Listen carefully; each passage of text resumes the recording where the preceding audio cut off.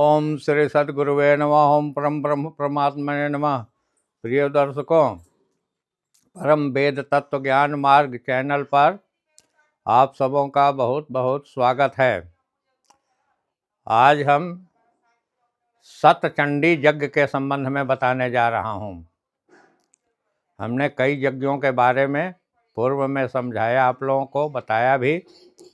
आज सतचंडी यज्ञ के संबंध में बताने जा रहे हैं। आज कलयुग में इस भौतिकवादी दुनिया में भौतिक बाधाओं को दूर करने के लिए और भौतिक सुखों के लिए प्राप्ति के लिए, अर्थ धर्म काम मोक्ष चारों की प्राप्ति के लिए, आर्थिक लाभ के लिए, कार्य सिद्धि के लाभ के लिए, आत्म तत्व जगाने के ख्याल से एवं सर्व सिद्धि वास्ते एवं विजय प्राप्ति निमित्त एवं सर्व कार्यों में सफलता हेतु एवं पुत्र पौत्र की प्राप्ति एवं सुख सुविधा के ख्याल से सतचंडी यज्ञ किए जाते हैं। घर में वास्तु दोष निवारण के लिए, ग्रह बाधा निवारण के लिए ये सतचंडी यज्ञ परम आवश्यक है। जो काम आज तक देवताओं से नहीं हुआ वह देवियों से हुआ। इसलिए लिखा भी है रामचरितमानस में कि देवी पूजे पद कमल तुम्हारे, सुर नर मुनि सब होहि सुखारे। देखिए, जो काम देवताओं से नहीं हो सका देवियों से हुआ। रावण वध के उपरांत रावण का बड़ा भाई बहुत शक्तिशाली था, जिसे शतानन रावण कहा जाता है।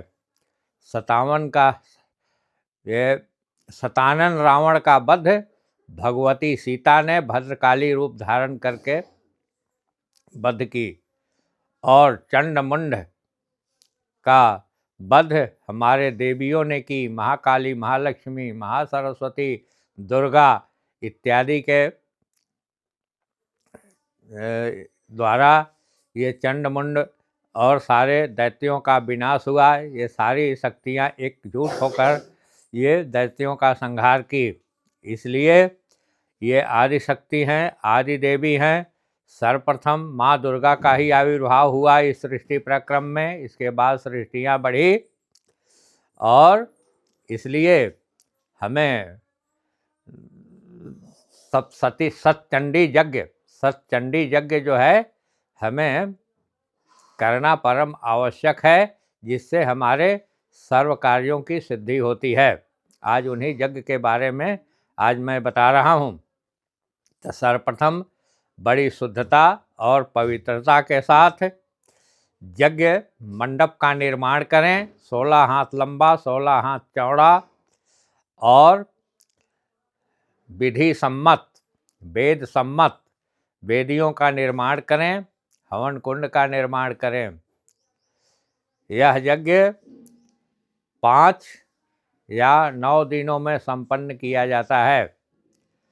सतचंडी यज्ञ में 12 ब्राह्मणों का वर्ण होता है। 1 ब्रह्मा, 1 आचार्य और 10 दुर्गा सप्तशती का पाठ करने वाले।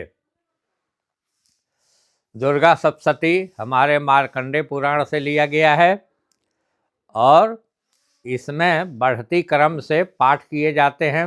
10 ब्राह्मण पाठ करता होते हैं, और पहला दिन 1-1 पाठ करेंगे, 10 पाठ होगा।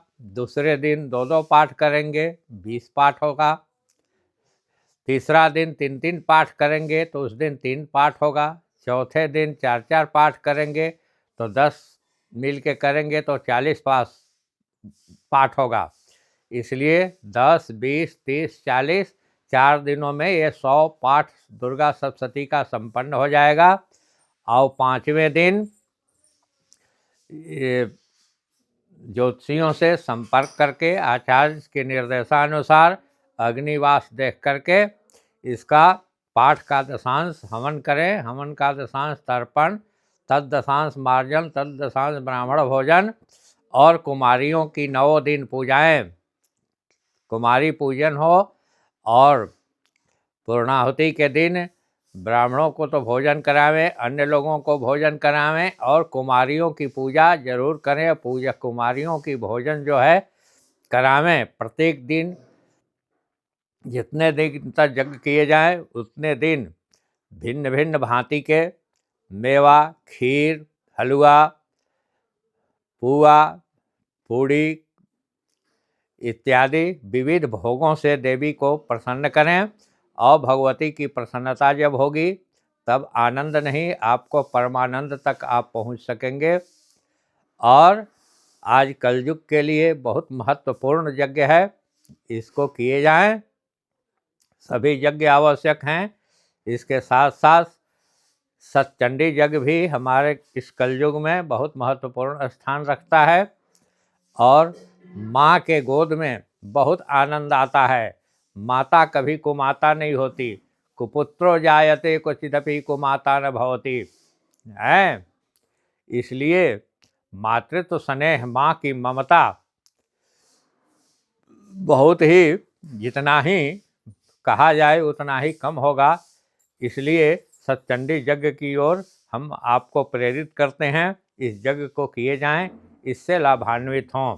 इन्हीं शब्दों के साथ मैं आज की कथा को पूर्ण विराम देता हूँ।